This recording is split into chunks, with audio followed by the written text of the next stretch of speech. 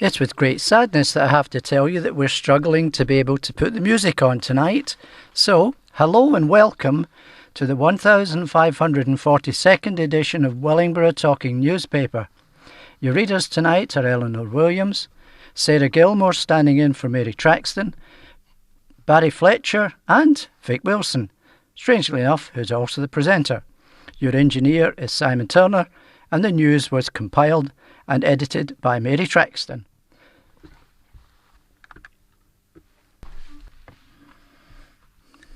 Track 1. Thank you, Vic. And now here's Eleanor and Barry with the first batch of news.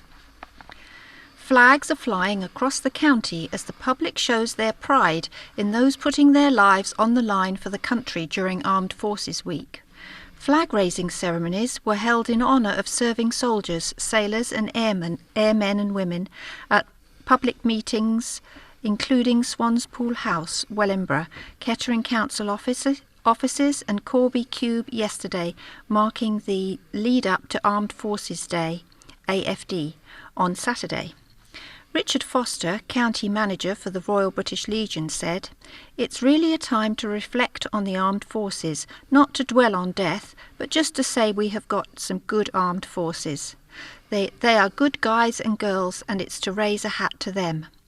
Jane Fletcher of Desborough, whose son, Lance Corporal Daniel Fletcher, received the third highest military honour at Buckingham Palace last November for carrying out emergency surgery on a seriously wounded comrade as Afghan insurgents rained bullets down, welcomed the celebration.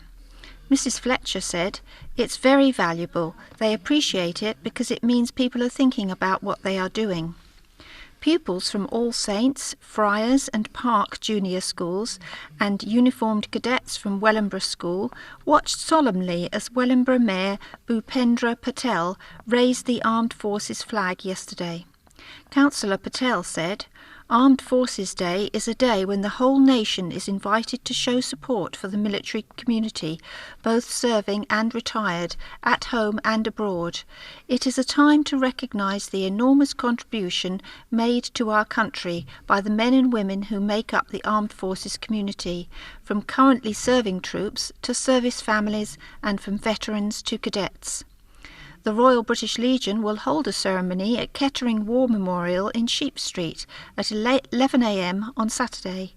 More than 4,000 flags were flown from iconic buildings and by individual members of the public who wanted to show their support personally last year in the build-up to the day. Alan Tosland, 75, Chairman of Desborough Royal British Legion and Chairman of the Royal Army Veterinary Corps Veterans, said, "It recognises today's soldiers. It's to remember soldiers who are still giving their lives. It brings them to the fore." As a follow-up to that story, Darren Trafford wore his Territorial Army uniform to his day job in a leisure centre as part of efforts to raise the awareness of the reserve forces. Mr Telford, 40, of King's Avenue, Higham Ferris, works at the Pemberton Centre in Royston and the Nen Centre in Thrapston, working in the gym and as a lifeguard. But yesterday he traded his usual sporty attire for his TA uniform to take part in the Armed Forces Uniform at Work Day. Members of the reserves were encouraged to wear their uniforms to work in their civilian jobs in a bid to promote awareness of the reserve forces and to remind people that members of the TA work and live within the local community. Mr Trafford, a father of 4, is a recovery mechanic who is based at the TA Centre in Clare Street, Northampton. He said being part of the forces was important to him as he served as an infantry soldier in the Royal Anglian Regiment from 1996 to 2001, which included a 2-year tour of Cyprus. Mr Trafford said it's to heighten awareness and in one respect to recruit more people into the TA. Yesterday people were wondering why is he in uniform, and I was just talking to them and explaining why I was doing it. Mr Trafford will be out with one of the TA recovery vehicles and other TA members in Northampton Town Centre on Saturday for a recruiting drive. He said, "I would say to people to go down to the recruitment centre in Northampton and speak to them about joining the TA. It's absolutely fantastic. We do so much. You can get your trade from it. Just being part of a group such as the TA is just amazing. I love it. It's a big part of my life, and I have got the full support of my family. It's a real buzz for me." A company in pole position to take over the running of the castle insists it is committed to the long-term future of theatre. Wellingborough Council's Resources Committee has recommended Phoenix Leisure Management Limited, which runs the Lighthouse Theatre in Kettering, should take over at the Castle Way venue for the next 10 years. A final decision will be made at a meeting of the council, which owns the castle, on July the 5th. Bosses from the Castle Wellingborough Limited, the organisation which currently runs the theatre, have launched a campaign in a bid to gain support for their fight to remain in charge. Speaking to the Evening Telegraph, a spokesman for Phoenix Leisure confirmed the company's commitment to its bid for the castle and said a very detailed proposal had been submitted to Wellingborough Council to secure the long-term future of the Castle Theatre and its community programmes. Dave Atkinson, director of Phoenix, said, "Since opening the Lighthouse Theatre in Kettering, we have seen audience numbers rising. We held our first traditional celebrity-led Christmas pantomime last year, which was very well received by local people, especially schools and families. We are passionate about developing theatre and arts programmes that are sustainable so that local people can enjoy them for many, many years to come." The company has received support from Kettering Operatic Society. Chairman Mike Balderson said, "We have an excellent working relationship with Phoenix and the Lighthouse management team, front of house and behind the scenes. As one of the oldest and largest local amateur theatre groups, the support and encouragement we receive from them is critical to our success." Budding young performers have added their views to the debate over who should be given the contract to run the town theatre. In a couple of weeks, Wellingborough Council, which owns the facility, will decide whether the Castle Wellingborough Limited will be allowed to continue running the castle, or whether continue running the castle, or whether the contract will go to Phoenix Leisure Management Limited. The Council's Resources Committee has recommended that it should go to Phoenix Leisure, which runs the Lighthouse Theatre in Kettering, but bosses from the Castle Wellingborough Limited have launched a campaign to gain public support for their fight to remain in charge before the final decision is made. Members of the Castle's Youth Theatre are backing that campaign. Alex Luckins, 18, said, "I've been using the theatre since about 2005, shortly after I moved to the area. Since 2007, I've been part of the Castle's Youth Theatre and have found the opportunities and experiences that it provides extremely important. Since joining, I have met so many people who share the same passion and love acting and theatre. There are so many opportunities to perform, such as a wide array of plays and short performances, and even help out with backstage work too." George Price, 14, attends the Castle Youth Musical Theatre seniors class. He said, "I've only been going to the Castle for 3 years, but it has already had a pronounced effect on me. It has helped drastically with my Performing Arts GCSE. The Arts Centre of the Castle is of paramount importance to my life.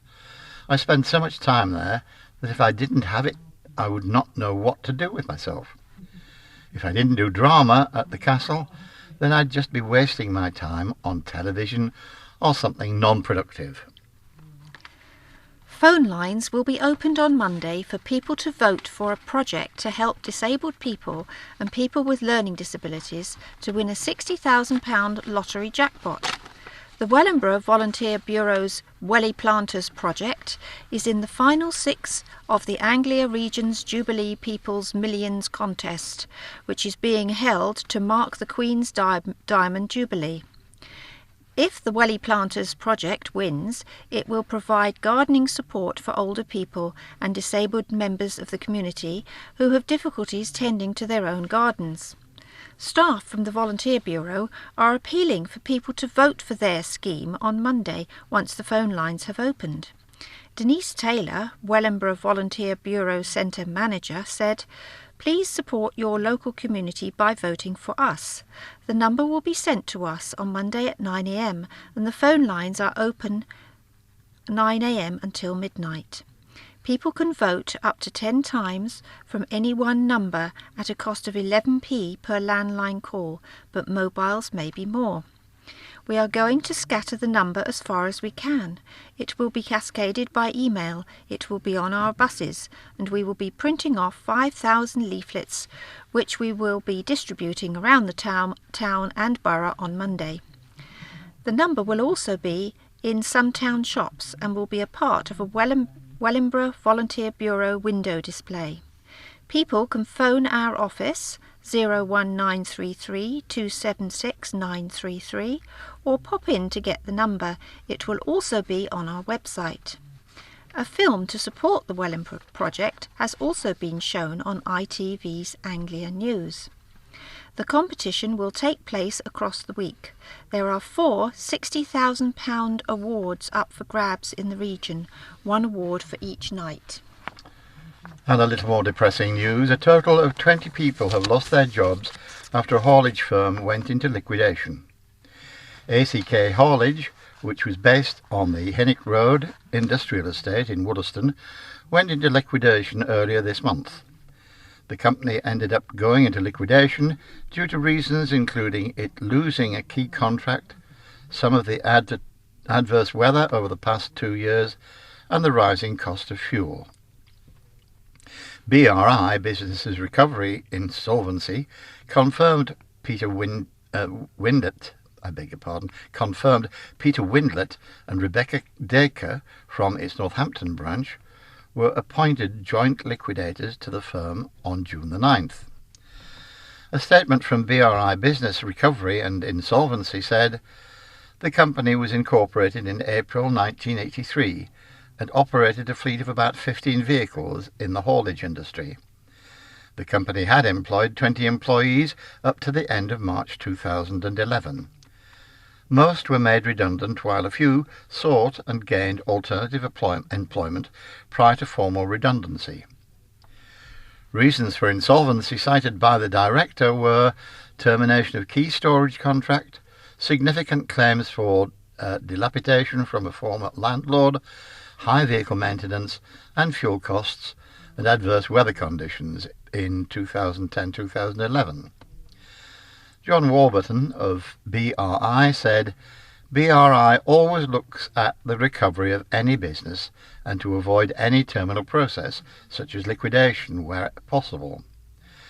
Unfortunately, in this instance, liquidation was the only suitable option." Woolston councillor Eileen Higgins said she was sorry to hear the news. She said, "There's not much industry left in Woolston now, so I'm always sorry to hear of anything going to the wall.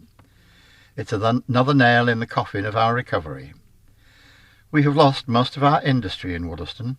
In fact, there's hardly anything except Scott Barder left in the village now." Natalie Standen of Feastfield Close, Woolston said, "There isn't a lot of work in Woolston, so a loss of 20 jobs is going to hit people hard. The cost of fuel is rocketing. I've downsized my car because of it."